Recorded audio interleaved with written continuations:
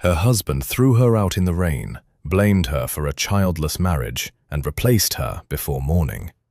Humiliated and with nowhere to go, she walked straight into the path of a duke. What she didn't know, the duke carried the exact same wound society had given her, and he had no intention of letting her walk away. The supper had been perfectly arranged. Crystal glasses caught the candlelight. The silver cutlery gleamed in 2 straight rows. The cook had prepared lamb with rosemary, and the drawing room beyond the dining table was warm with a fire that had been burning since 4 o'clock. Lady Marianne Whitmore had overseen every detail herself, the way she always did, because a well-run household was the one thing no one could take from her. She had been wrong about that.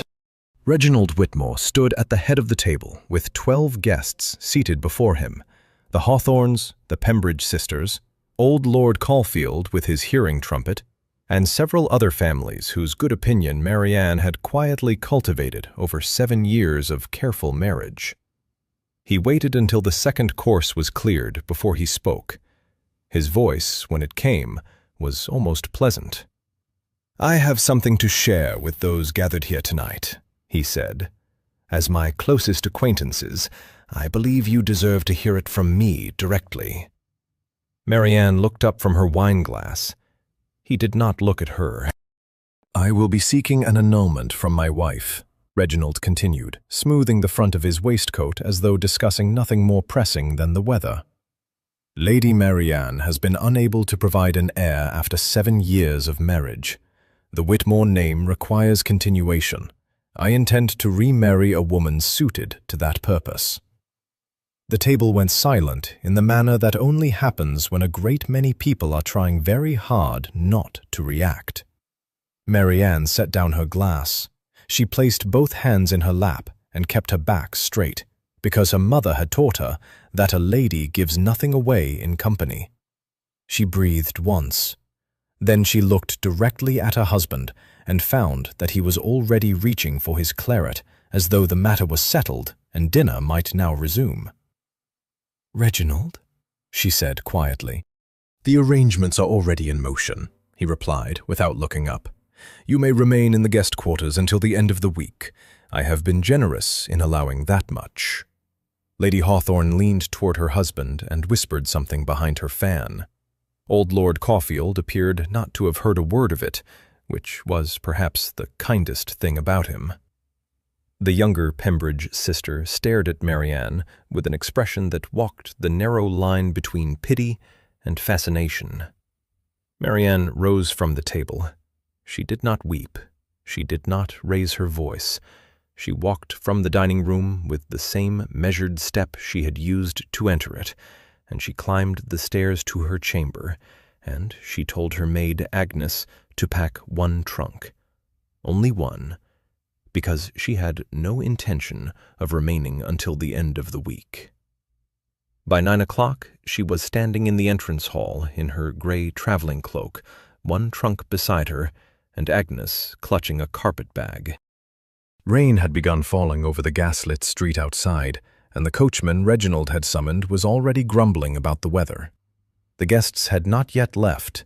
She could hear their voices from the dining room, resumed conversation, even laughter now, low and careful, the kind that people produce when they want to pretend an uncomfortable thing has already been forgotten. She stepped out into the rain without looking back. The hired carriage was waiting at the curb. Agnes climbed in first. Marianne gathered her cloak and placed 1 foot on the step when the carriage lurched suddenly, not from her weight, but because another vehicle had pulled directly across the road ahead, blocking their passage entirely. It was a black carriage, and a fine one. 4 dark horses stood perfectly still despite the rain. A crest was painted on the door panel in silver, a design Marianne did not immediately recognize, though something about it struck her as familiar in the distant way that important things sometimes are. A footman jumped down and opened the carriage door. The man who stepped out was tall, broad across the shoulders, wearing a dark wool overcoat with the collar turned up against the cold. He carried a walking stick in his right hand, though he moved with authority rather than difficulty. He was perhaps 40, with a lean, weathered face and dark eyes that took in the street, the rain, the hired carriage, and Marianne herself with the unhurried certainty of someone who had already decided what he intended to do long before arriving. He walked toward her. Marianne did not step back. He stopped a few feet away, rain running from the brim of his hat, and regarded her with an expression she could not read. Not pity, which she had seen enough of tonight to last a lifetime, and not curiosity exactly, but something closer to recognition. "Lady Marianne Whitmore," he said. His voice was low and unhurried. "My name is Elias Ashcombe. I am the Duke of Ashcombe, and I have been told what occurred inside that house this evening." He paused. "You require refuge. I require a duchess. Let us spare one another further humiliation." The rain fell between them. Marianne stared at him. Of all the things she had prepared herself to face tonight, a marriage proposal in the middle of a wet London street had not been among them. "I do not know you," she said. "No," he agreed, "but I believe you will find that works in my favor." Marianne accepted. She told herself it was practical. She had no father living, no brother to return to, and her own family's modest estate in Wiltshire had passed to a cousin 3 years after her marriage. Returning there would mean arriving as a charity case at the door of a man who had never particularly liked her. Reginald's solicitor would have letters drafted by morning. The story would be in every drawing room in London before the week was out. So yes, she accepted. But she made one thing clear to the Duke of Ashcombe before she stepped within 10 feet of his carriage. "I will not be rushed into ceremony," she said, rain still falling between them. "And I will not be treated as a convenience that has simply changed hands." Elias looked at her for a moment. Then he said, "Agreed," and stood aside to let her pass. That was how Lady Marianne Whitmore found herself travelling north through England in a well-appointed carriage belonging to a man she had met 20 minutes earlier. The first day passed mostly in silence. Elias sat across from her with papers spread across his lap, estate correspondence, she assumed, though he never explained, and worked through them steadily while the countryside rolled past the windows. He offered her the forward-facing seat without being asked. He instructed his coachman to stop when the roads grew rough so she could take tea at a proper inn rather than suffer the rattling on an empty stomach. He was, in every observable way, courteous. He was also entirely unreachable. When Marianne attempted conversation, remarking on the landscape, asking a careful question about Blackthorn Hall, he answered briefly and returned to his papers. Not rudely. There was no coldness in his manner, no dismissal. It was more as though he had simply decided that conversation required an energy he was unwilling to spend, and he saw no reason to pretend otherwise. She studied him when he wasn't looking. The walking stick rested against the carriage wall beside him. She had noticed at their first meeting that he moved without it easily enough, but on the second evening, when temperatures dropped and they stopped at a coaching inn near York, she watched him descend the carriage steps with a slight stiffness in his right leg that he controlled carefully but could not entirely conceal. He reached for the stick before his foot touched the ground. He caught her watching. His expression did not change. "Old injury," he said simply, and walked ahead into the inn. It was at that same inn that Marianne first heard the rumours. She had been seated near the fire in the front parlour, warming her hands around a cup of tea, while Agnes unpacked what was needed for the night upstairs. 2 men at the adjacent table were deep in conversation, local tradesmen by the look of them, well into their second round of ale. They did not notice her. "Ashcombe estate carriage passed through this morning," one said. "Is that right?" said the other. "The Duke himself?" "So they say, heading back to Blackthorn Hall by the looks of it."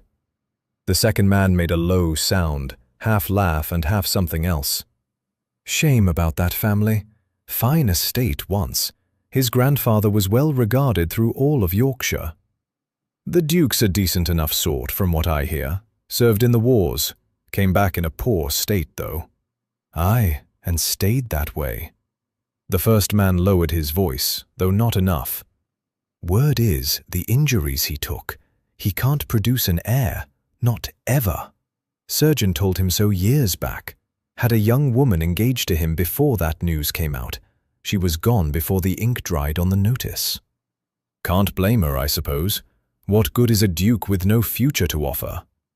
His family thinks the bloodline finished. Cousins circling already, last I heard, waiting for him to pass so they can pick the estate apart. They moved on to other subjects. Marianne sat very still with her teacup in both hands and stared at the fire. She had accepted a proposal from a man who could not father children on the same night she had been discarded by a man for the very same reason. The symmetry of it was so sharp it almost made her laugh. Almost.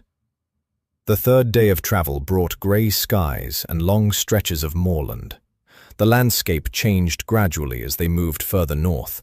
The tidy hedgerows and village greens of the south gave way to open ground, dark with heather, cut through by stone walls that looked as though they had stood since before anyone thought to count the years. Marianne watched it all from the window and thought about what she had overheard. She had spent 7 years being looked at as something deficient, a wife who had failed at the most fundamental expectation placed upon her. At dinner parties, women had offered her advice with the particular tenderness reserved for the unfortunate. Physicians had been consulted. Treatments endured.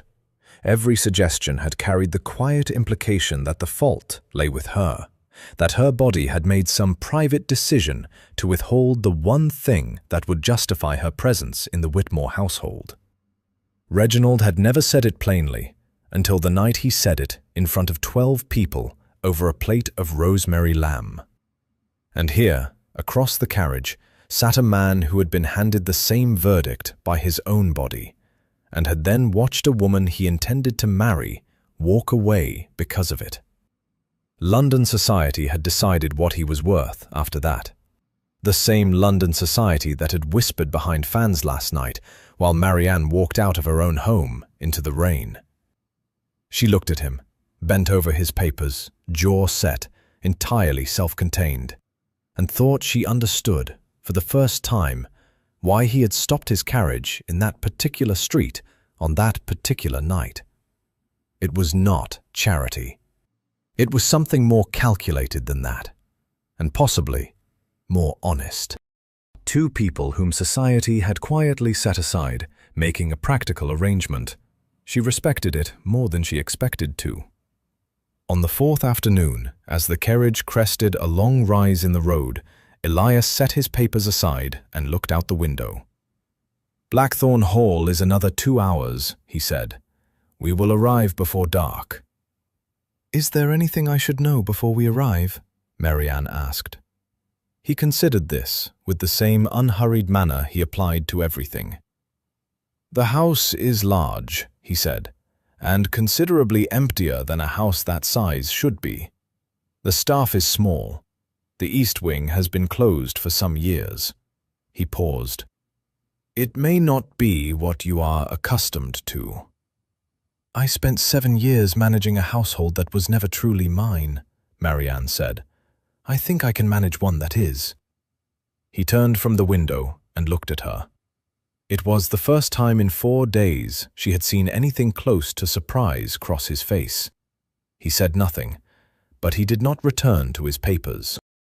Blackthorn Hall appeared through the carriage window like something that had decided long ago to stop trying. It was grand in the way that very old things are grand, not through elegance or careful presentation, but through sheer permanence. The stone was dark, almost black in the fading afternoon light, and the building rose 3 stories against a sky that offered nothing warmer than pale gray. Wide steps led to a front door flanked by columns. The grounds stretched on either side, the lawns uneven, the hedgerows grown past any sensible shape, the gravel drives scattered with leaves that no one had thought to clear. Marianne took it all in without comment. 3 servants appeared at the door to receive them. 3 for an estate of this size. There was Mr. Holt, the butler, a thin, careful man of about 60 who held himself with the dignity of someone who had once managed a much fuller household and had quietly refused to forget it. Beside him stood Mrs. Greaves, the housekeeper, a broad-shouldered woman whose expression was polite in the specific way that means very little. And behind them both, half hidden in the doorway, a young housemaid who could not have been more than 16 and who stared at Marianne with undisguised curiosity before Mrs. Greaves cleared her throat. Elias greeted them briefly, handed his coat to Holt, and turned to Marianne. "Mrs. Greaves will show you to your rooms," he said. "We dine at 7 if you wish to join me. If you are tired from the journey, I will not take offense at your absence." Then he walked down the corridor and disappeared around a corner without another word. Mrs. Greaves watched him go. Then she turned to Marianne with an expression that had shifted, just slightly, from polite to something more carefully neutral. "This way, my lady," she said. The rooms were fine. That surprised her. Whatever state the rest of the house was in, someone had prepared the Duchess's quarters with genuine care. Fresh linen, a fire already burning, a small writing desk positioned near the window that looked out over what had once been a formal garden. The wallpaper was faded, but not damaged. The furniture was old and heavy and solid, the kind that had been built to last and had obliged. Marianne stood at the window for a long moment after Mrs. Greaves left. The garden below was a sorry thing. The rose beds had gone to thorn and wild grass. The stone paths were cracked and edged with moss.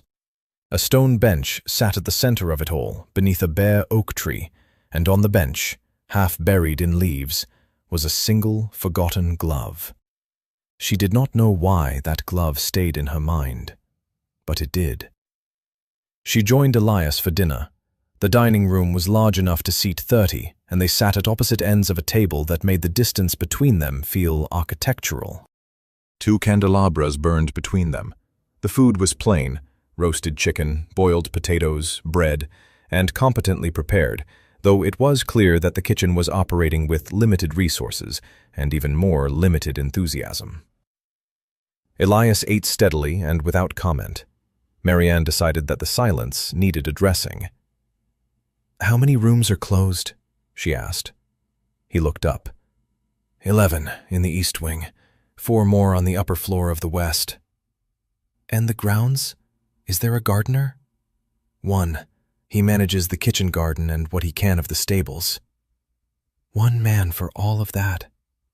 "He is capable," Elias said, in a tone that suggested the subject might be closed. Marianne picked up her wineglass. "I am not criticizing. I am assessing." A pause. "Assessing," he repeated. "You gave me authority over the household. I intend to use it, but I cannot do that without understanding what is here and what is not." She set the glass down. "If that is not what you intended when you offered the authority, please say so now, and we can both save ourselves considerable confusion." Elias looked at her across the long table. The candlelight moved between them in the draught from the high windows. "It is what I intended," he said. "Good," said Marianne. "Then I will need to speak with Mrs. Greaves in the morning." Mrs. Greaves, it turned out, was not opposed to Marianne. She was simply cautious, in the manner of someone who has watched a household decline and has long since given up expecting improvement. Their first conversation lasted nearly 2 hours. Marianne asked questions and listened carefully to the answers. She asked about the linen stores, the larder, the state of the East Wing rooms, which chimneys drew properly and which did not, what repairs had been deferred and for how long. Mrs. Greaves answered everything, with the faint surprise of a woman unaccustomed to being consulted. By the end of it, Marianne had a picture of Blackthorn Hall that was neither as hopeless as it first appeared, nor as manageable as she would have liked. The house was not broken. It was simply deeply, thoroughly neglected. Not through cruelty or indifference, so much as through the slow surrender of a man who had stopped seeing the point of keeping things alive. She began with the corridor outside her rooms. She asked the young housemaid, whose name was Nell, and who had a quick, observant face beneath her cap, to help her pull the coverings from the furniture in the two nearest closed rooms. The rooms smelled of cold air and old wood. Marianne opened the shutters in each one, letting the pale winter light fall across dusty floors and chairs that were perfectly usable beneath their grey sheets. "Are we to open these rooms, my lady?" Nell asked, looking around with wide eyes. "Not all at once," Marianne said, "but one at a time, yes." Word moved through the small household quickly. By the afternoon, Mr. Holt had appeared at the door of the second room with a slightly puzzled expression, as though he was not entirely sure whether to approve, but had decided to assist in the meantime. He helped carry a writing table into the corridor and directed Nell on the proper way to beat the dust from the curtains. It was not dramatic, it was simply the work of putting neglected things back into use, and there was a quiet satisfaction in it that Marianne had not felt in years. She saw Elias briefly that evening as she was returning along the upper corridor. He was coming from the direction of the library, walking with his stick, and he stopped when he noticed the two doors standing open that had been shut for as long as anyone in the household could remember. He looked at them for a moment. Then he looked at Marianne. She waited for some response, approval or objection, or even the polite blankness he had offered during most of their conversations thus far. What she did not expect was the expression that crossed his face before he had time to arrange it otherwise. It was brief and unguarded, and it was not entirely unlike grief. He said nothing. He walked on. Marianne stood in the corridor after he had gone and understood, with a clarity that settled quietly into her chest, that Blackthorn Hall had not been neglected by accident. It had been grieved over. Every closed room was something Elias Ashcombe had shut a door on and walked away from, and she had spent an afternoon opening them again, without once asking why they were closed. She pressed her lips together. Tomorrow, she decided, she would open one more. The snowstorm arrived without much warning. It had been threatening for 2 days, the sky holding that particular stillness that people in the north of England recognize before the weather breaks, and on a Tuesday morning in December, it finally delivered on its promise. By the time Marianne was dressed and downstairs, the kitchen garden was buried to the tops of its low walls, and the single visible tree in the far field had turned entirely white. Mrs. Greaves advised strongly against going out. Marianne put on her heaviest cloak, pulled on her gloves, and asked Holt to arrange the small covered trap with the steadiest horse. She had been meaning to visit the village parish for over a week.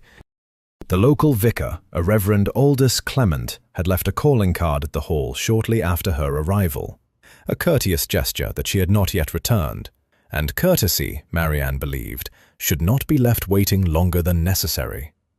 Agnes refused to let her go unaccompanied, so they went together, the two of them huddled on the trap seat under a wool blanket, while the horse moved steadily down the lane toward the village. The fields on either side were completely white. The sky was the color of an old pewter jug. It was, objectively, not a pleasant morning. Marianne found it quietly beautiful.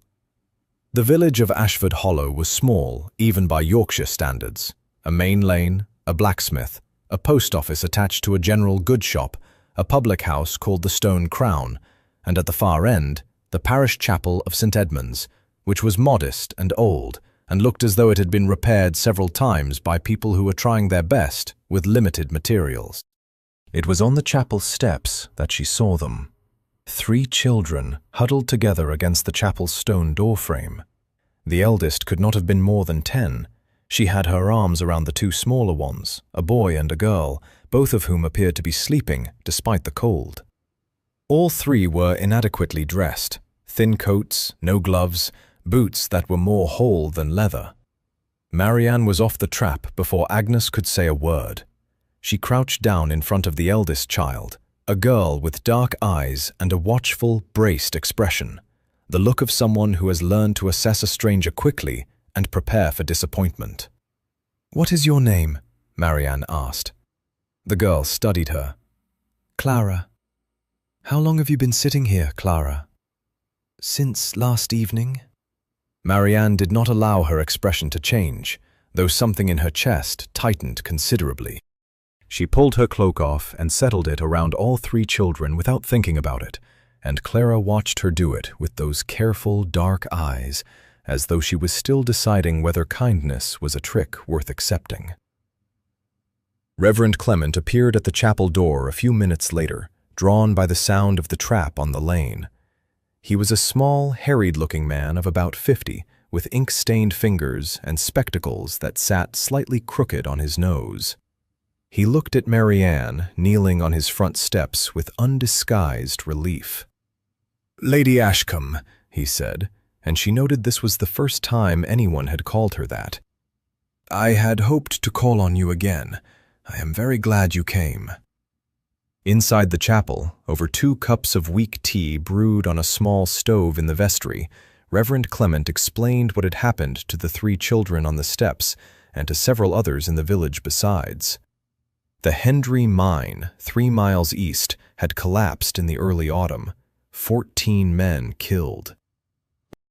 The winter illness that followed had taken 4 more from the surrounding cottages, 2 of them mothers of young children.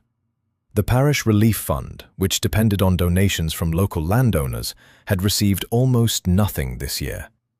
The previous vicar had managed a relationship with a charitable society in Leeds, but that correspondence had lapsed, and Clement had not yet managed to revive it. Clara, he explained, was the eldest child of one of the mine workers killed in the collapse. Her mother had died of fever in November. The 2 smaller children were her neighbors' orphans, whom Clara had simply collected and refused to leave behind. "She walked them here herself," Clement said quietly. "Told me God lived here, and surely he had a spare room." Marianne looked through the vestry door to where Clara sat on a pew with the 2 smaller children, all 3 of them wrapped in Marianne's cloak, the boy now awake and eating a biscuit that Agnes had produced from somewhere. "How many others are there?" Marianne asked. Clement removed his spectacles and cleaned them with the corner of his cassock, which was a gesture she would come to recognize as his way of preparing to say something difficult. "In the village and the surrounding farms, I count 11 children without one or both parents. 7 of those have no family arrangement at all." He replaced his spectacles. "I do what I can, my lady, but the cold this winter is the worst in 6 years, and what this parish has to offer is very little." Marianne set down her teacup. "I will send a cart tomorrow," she said. "Blankets, food, firewood, whatever the hall can spare." Clement looked at her with such transparent gratitude that she felt almost embarrassed by it. She said nothing to Elias that evening, not because she intended to hide it. There was nothing to hide. She had done nothing wrong, but because she wanted to understand what she was doing before she was asked to explain it. She sent a note to Mrs. Greaves requesting an accounting of the hall's surplus linen stores and larder stock, and Mrs. Greaves replied within the hour with a list that was more generous than Marianne had expected. Elias had not been extravagant with the household stores. He had simply not been using them. The cart went the next morning, loaded with blankets, preserved meats, flour, candles, and 2 sacks of coal. The morning after that, Marianne went back to the village herself. She did this 4 times over the following week before Elias said anything. She was crossing the entrance hall with her cloak on and a basket over one arm when he appeared at the top of the stairs. "You have been riding out to the village every other day," he said. It was not an accusation. It had the quality of an observation he had been sitting with for some time. "Yes," she said.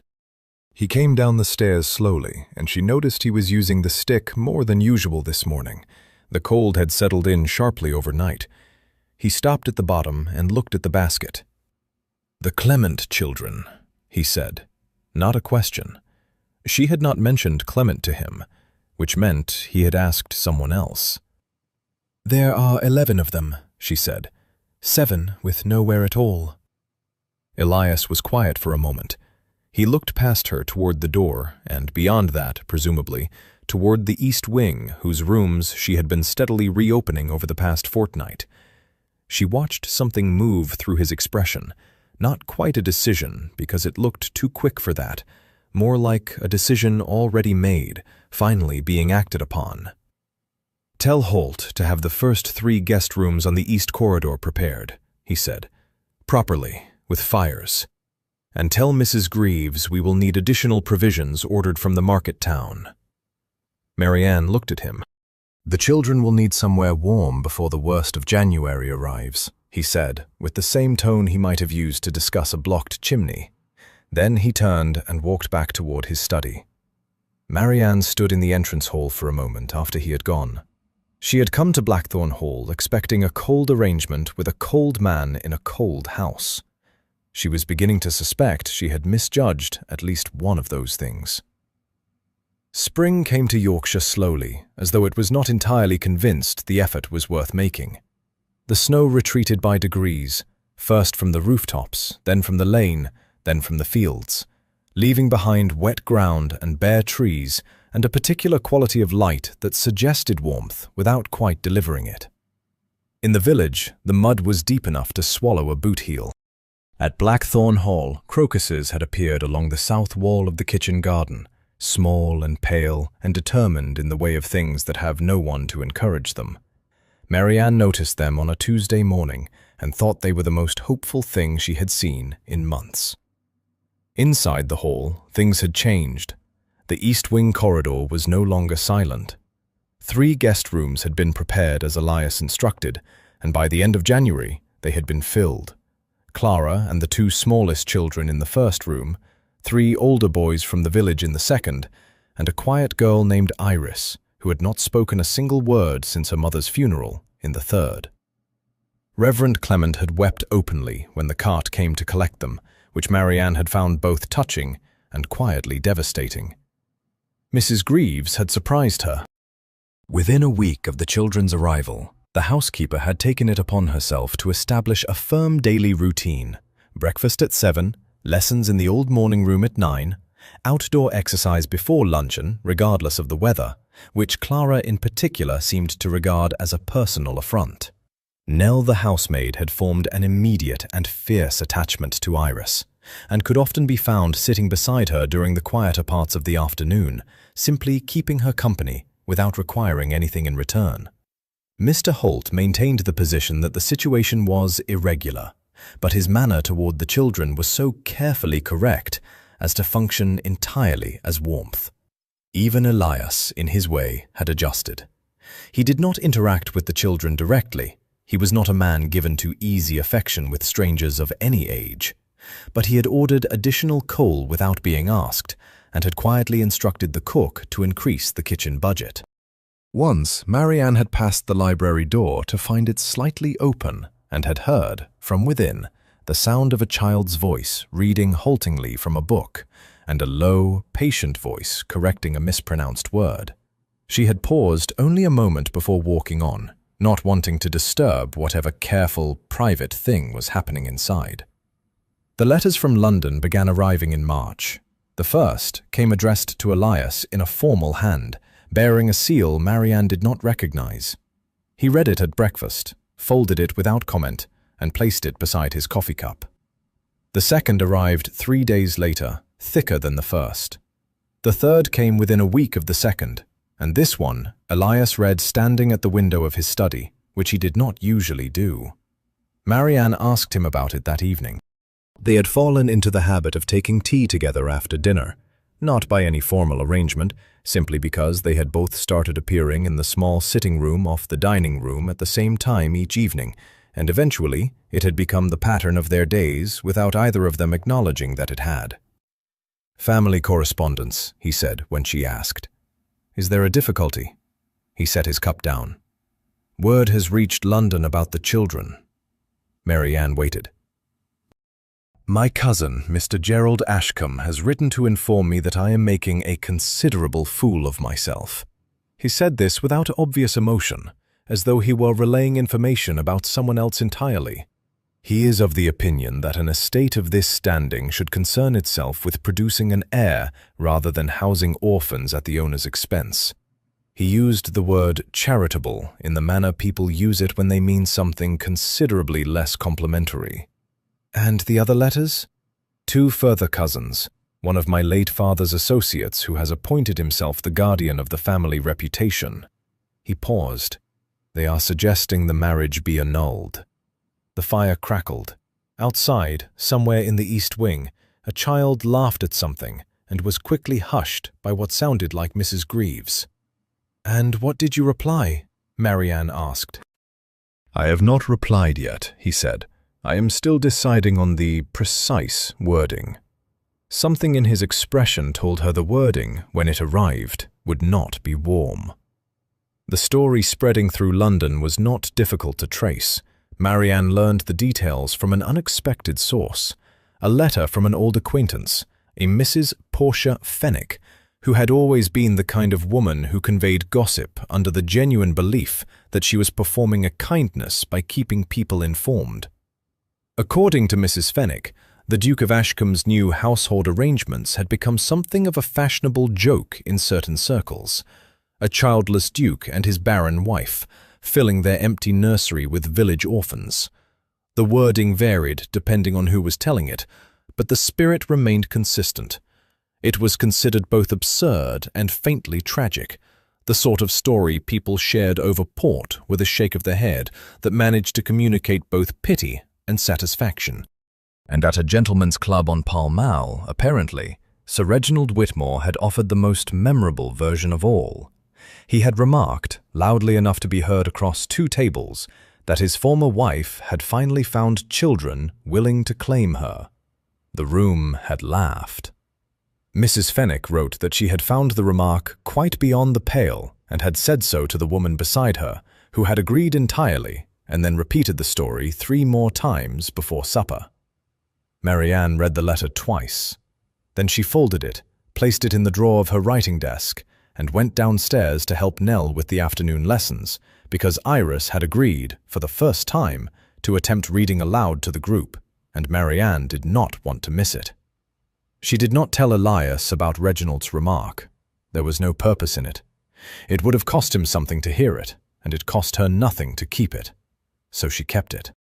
What she found, somewhat to her surprise, was that the remark did not carry the weight it might have done 6 months earlier. She thought about it occasionally, the laughter in a warm, well-lit room full of men who would never have to account for a single unkind word, and found that the emotion it produced was closer to contempt than pain. She had moved on without realizing the move had been made. The formal response to the family letters was delivered by Elias on a Friday evening in late March.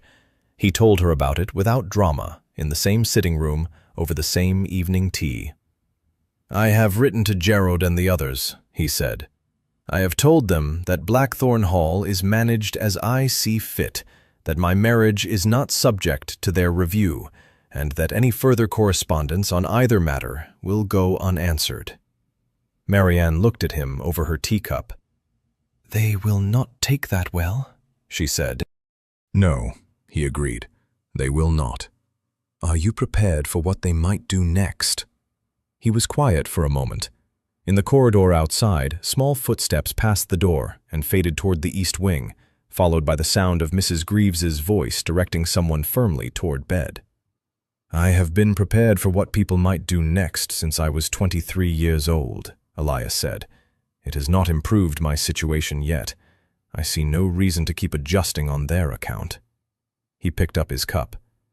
Marianne looked at the fire and found herself thinking that there was something in him she had not expected to find, a quiet, immovable quality that had nothing to do with rank or wealth or the authority of his name.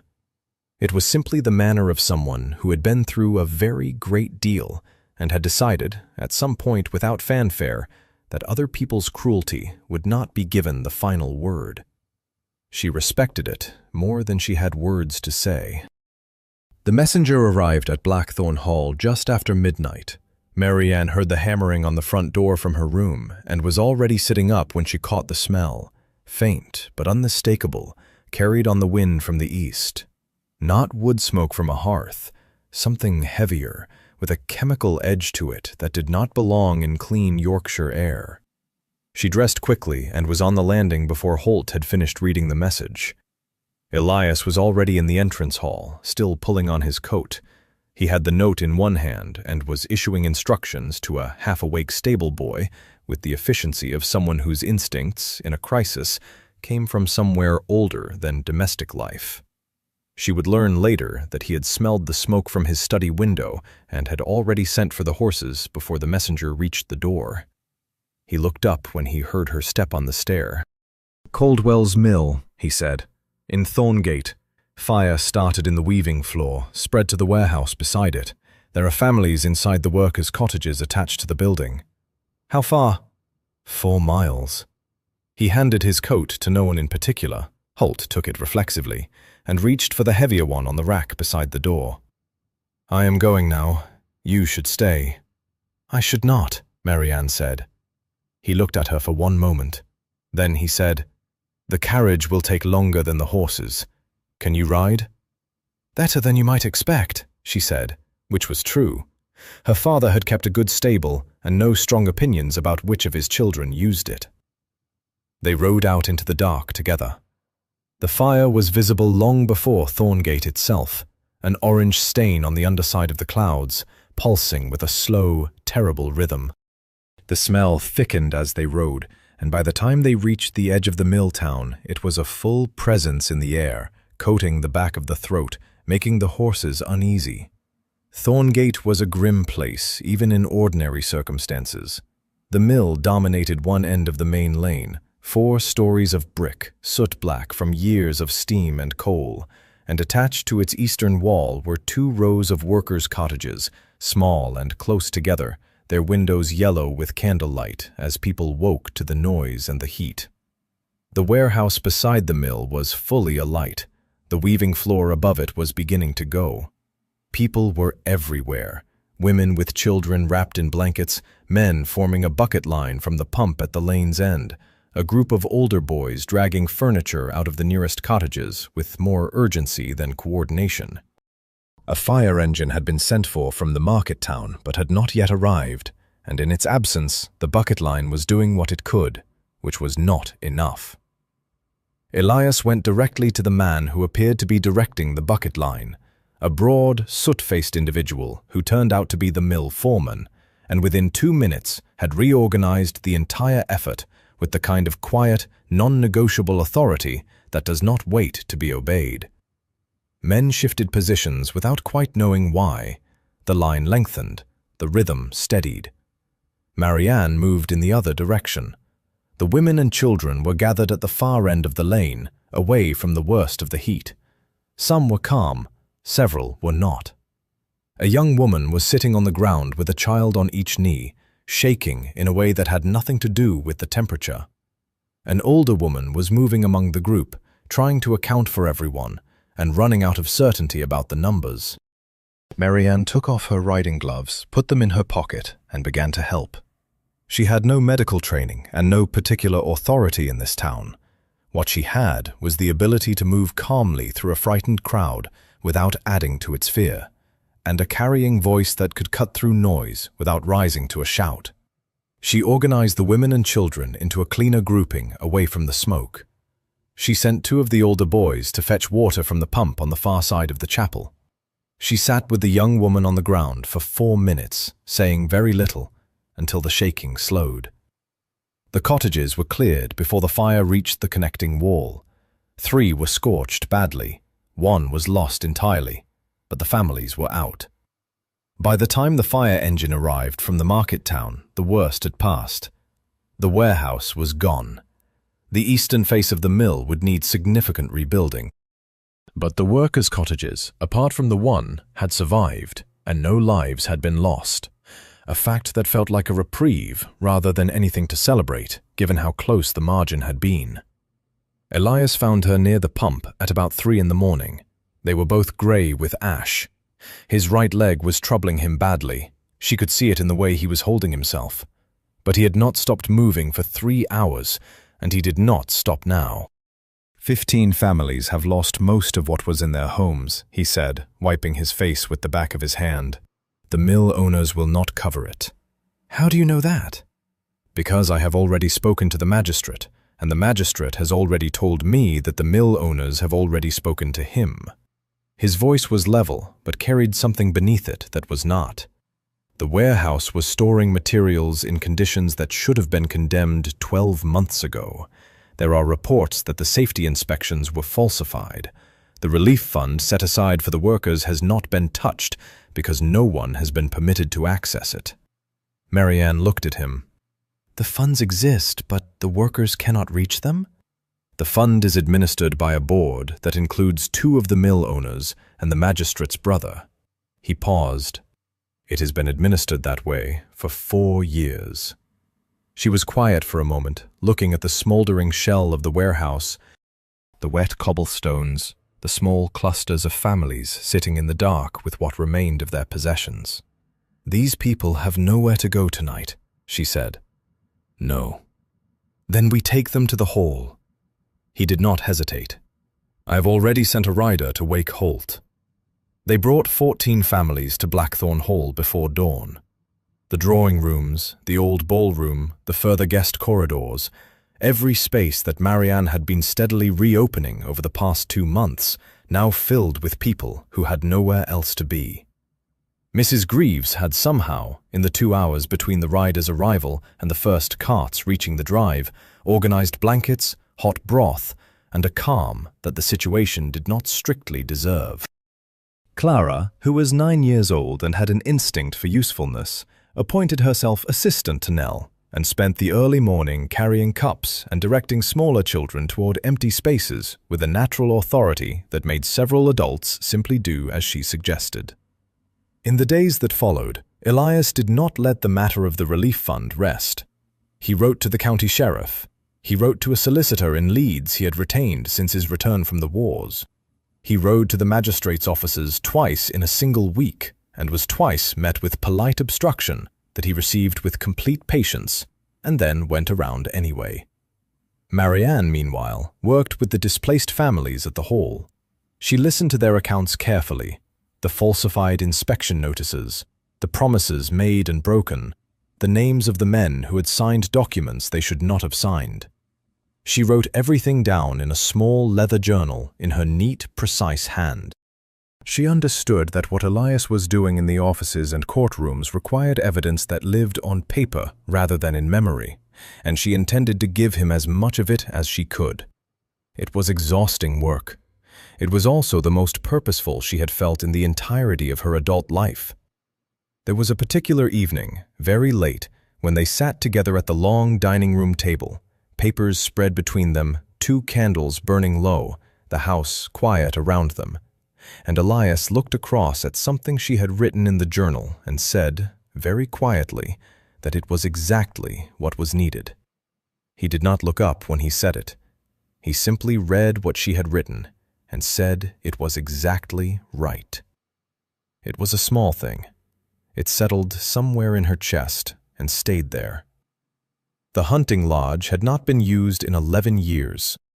Marianne discovered it by accident on a Thursday afternoon in late April, when she had ridden out alone along the eastern edge of the estate to clear her head after a particularly difficult morning with the Leeds solicitor's correspondence. The trail curved away from the main moorland path through a stand of birch trees, and there it was, a low stone building set beside a shallow lake, solid and unpretentious, its single chimney dark, its shutters closed. An old rowing boat pulled up on the bank nearby and left there so long it had grown a covering of green moss along one side. She rowed around it slowly, looked at it, and said nothing to Elias about it when she returned. But she thought about it. 2 weeks later, on an unusually warm morning for May, Elias suggested they ride out to review the eastern boundary fences, which a tenant farmer had reported as needing attention. Marianne agreed, and when the trail curved through the birch trees and the lodge came into view, she watched him. He saw it from some distance. She noticed the slight shift in how he held himself in the saddle, a straightening, controlled and brief, the kind of adjustment a person makes when they encounter something they have taught themselves not to react to. They inspected the fences. On the return, he took the path that passed the lodge again, and this time he slowed his horse.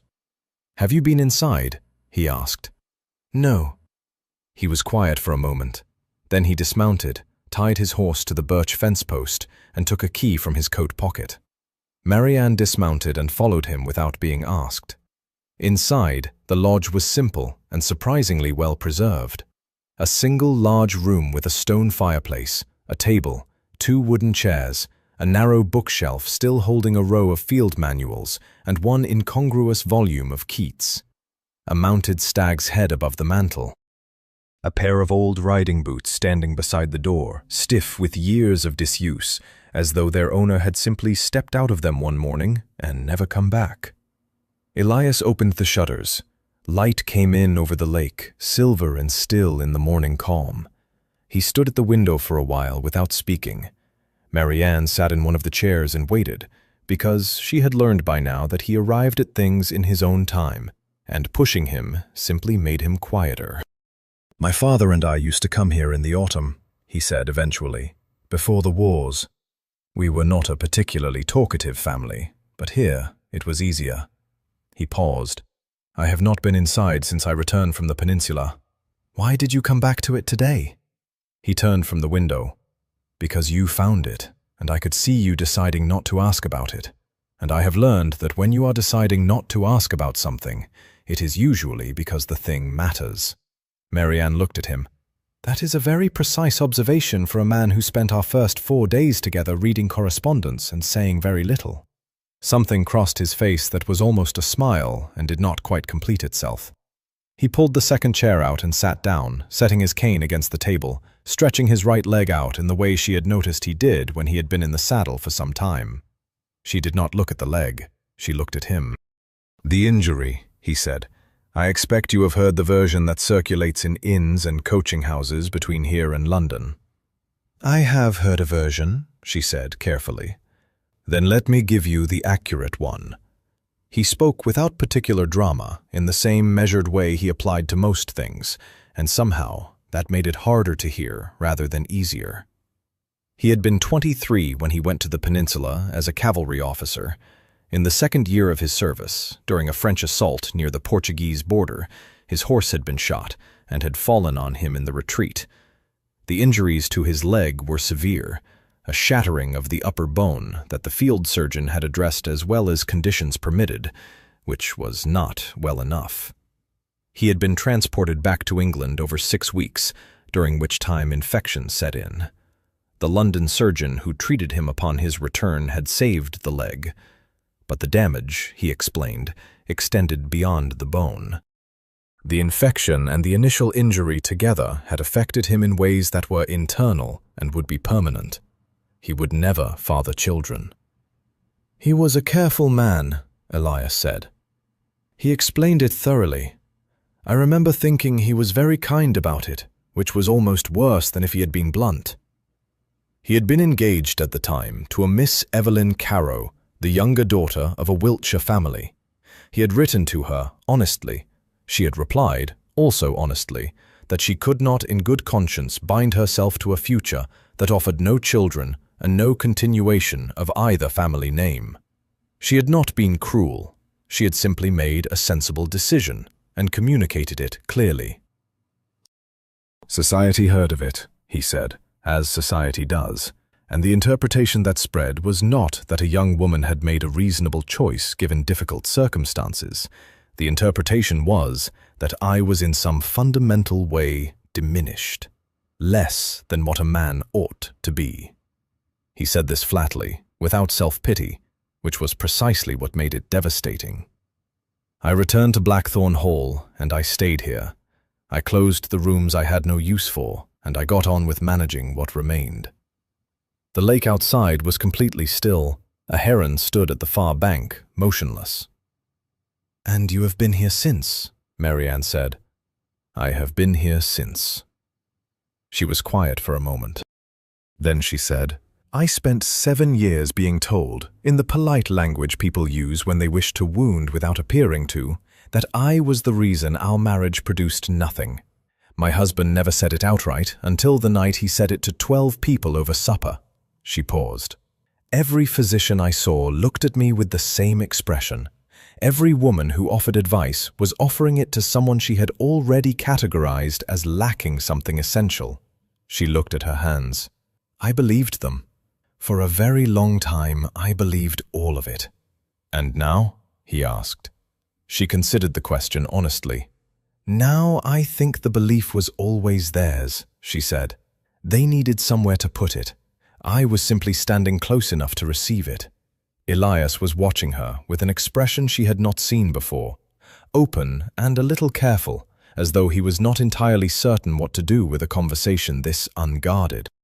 The children, he said after a moment, Clara and the others, when you brought them to the hall, was that? It was what it was, she said simply. They needed a home. We had one. She looked up. Though I will admit it was also something else. When Clara walked in that first morning and sat at the kitchen table and asked Mrs. Greaves if she would always be allowed to come back for breakfast, something I had been carrying for a very long time became considerably lighter. He said nothing. Outside, the heron lifted from the bank without apparent reason and crossed the lake in a long, unhurried glide, disappearing into the birch trees on the far side. I owe you an apology, Elias said. She looked at him. For what? For offering you an arrangement instead of a conversation. You deserved the conversation first. He met her eyes. You have been running this household, managing those children, collecting evidence for the solicitor, and rebuilding rooms I had shut because I did not know what else to do with them, and I have said considerably less than I should have done. It was, she thought, the longest personal admission she had heard him make in 6 months of shared daily life. You are saying it now, she said. Yes. A pause. I am saying it now. The light moved on the lake. The old rowing boat rocked faintly against the bank, and the moss along its side caught the morning sun and was briefly, unexpectedly green.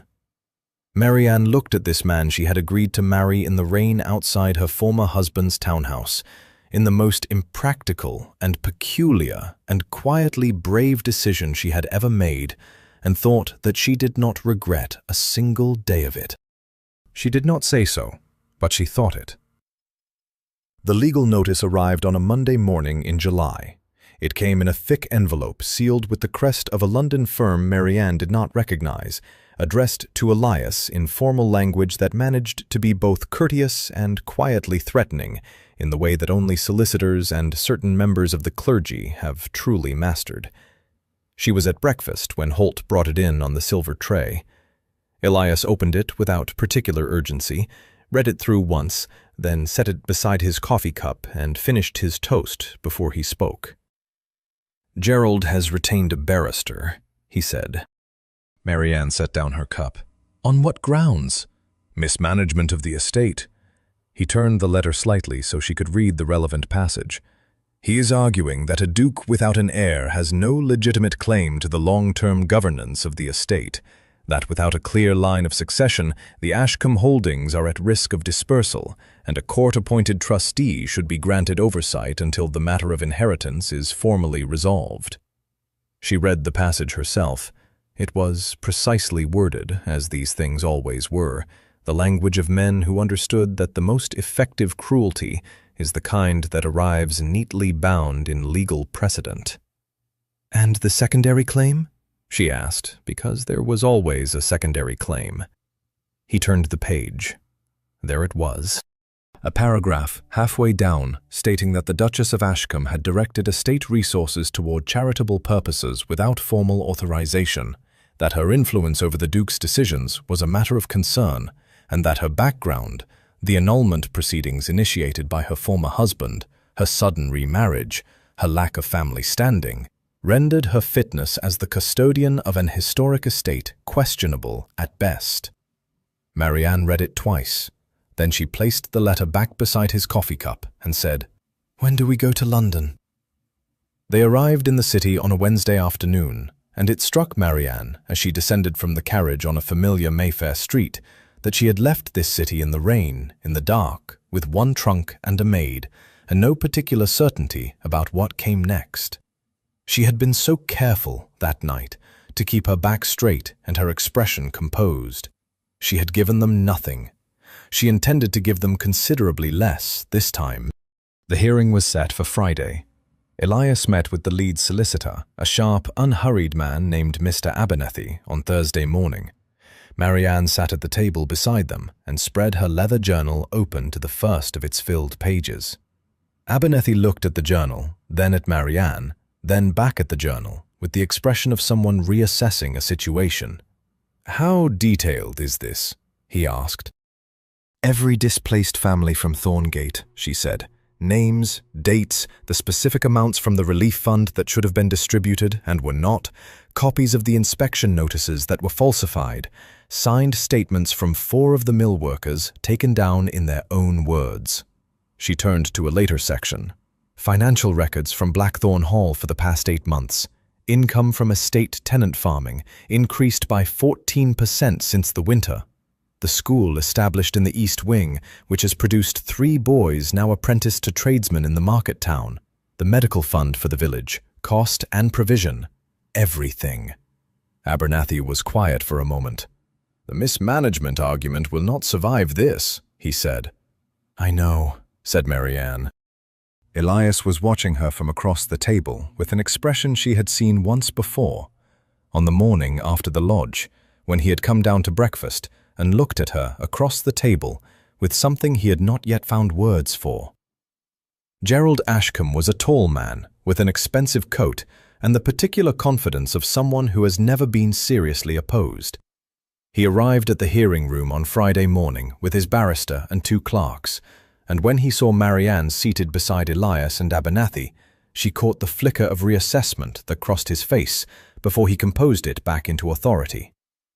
She had been present at enough social gatherings in her life to read a room correctly. Gerald had expected Elias alone, quiet, contained, uncomfortable in confrontational settings. He had not expected her. The hearing was presided over by a senior court registrar, a meticulous elderly man who read every document placed before him with genuine attention, which was the only thing about the morning that went entirely as she had hoped. Gerald's barrister presented the case fluently. The estate was without succession. Resources had been diverted. The Duchess's influence was, at minimum, irregular. The Ashcombe legacy deserved protection. Abernethy was methodical in response.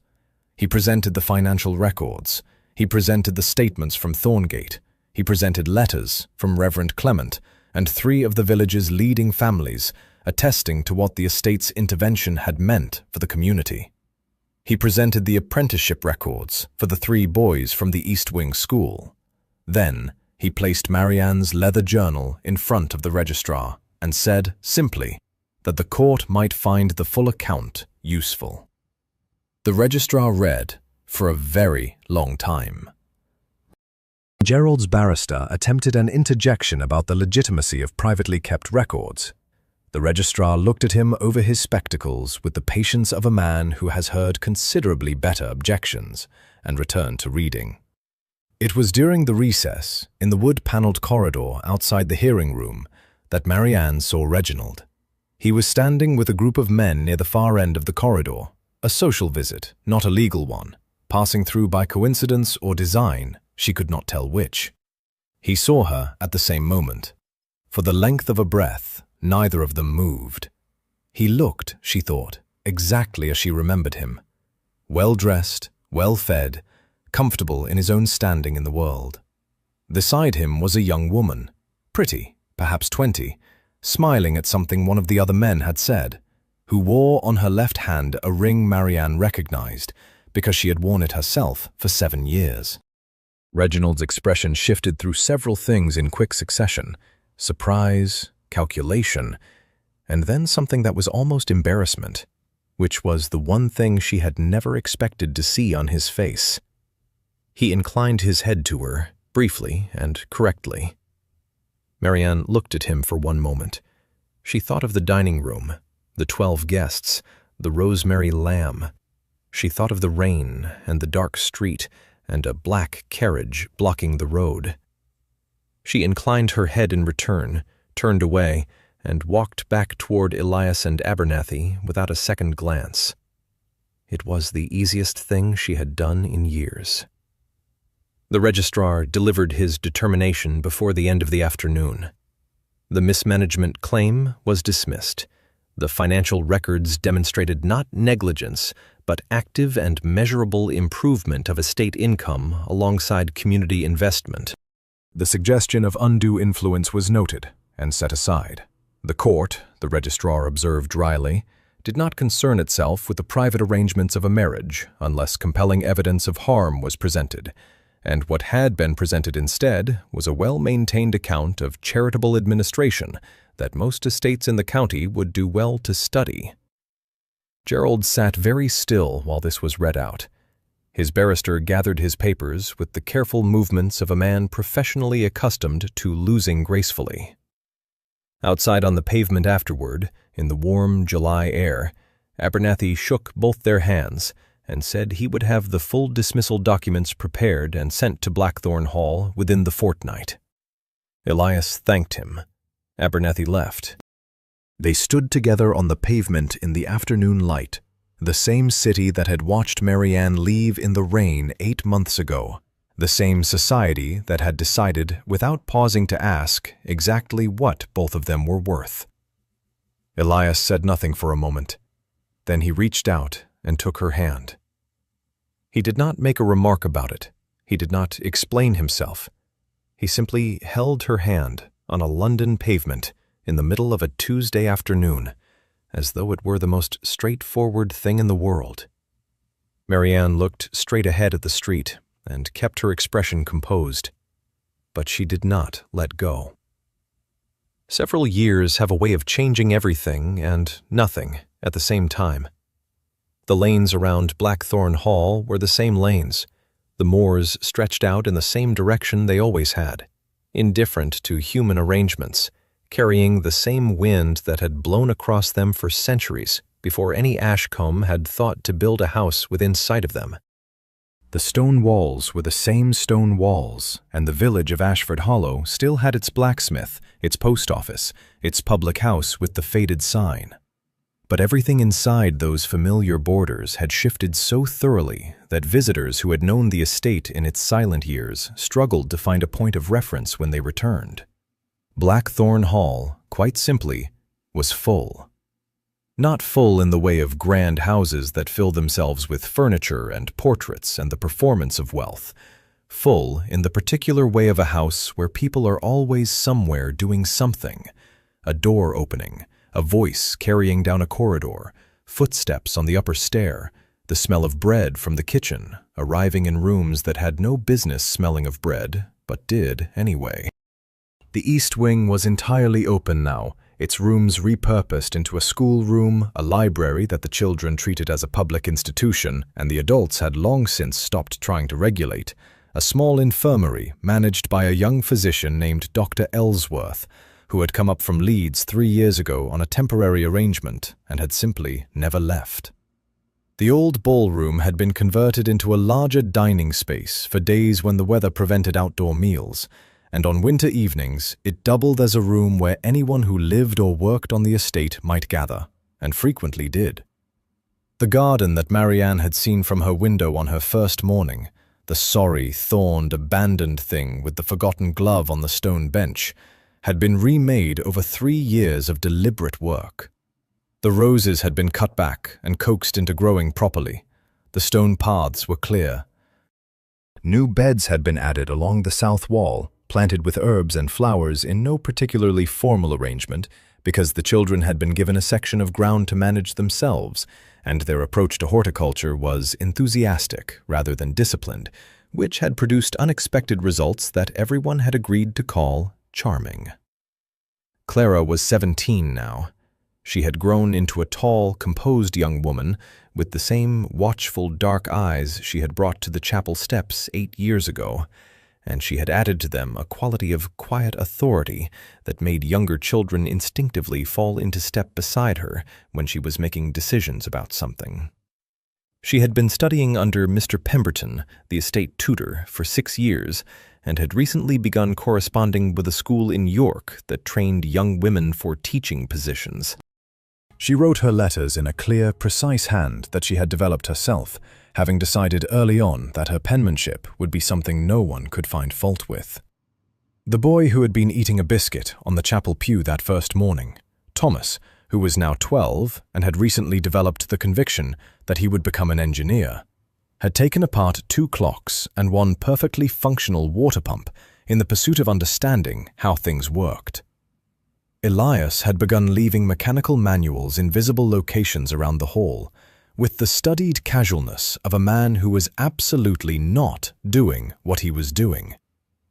Iris, who had not spoken for a month after her mother's funeral, had become someone whose silence was entirely voluntary.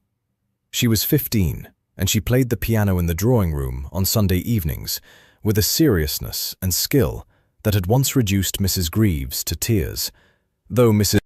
Greaves had attributed the tears to a dust irritation and was not to be argued with on the matter. The garden gathering had become a tradition somewhere in the 3rd year, though no one could quite identify the exact moment it had tipped from an occasional pleasant afternoon into something that was simply expected to happen each spring.